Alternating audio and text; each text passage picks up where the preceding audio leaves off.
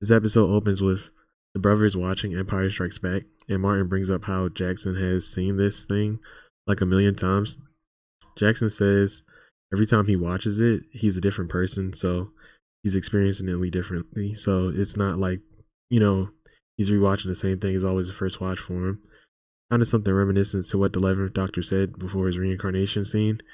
You know, we all are different people throughout our lives. Pretty, pretty like right on point.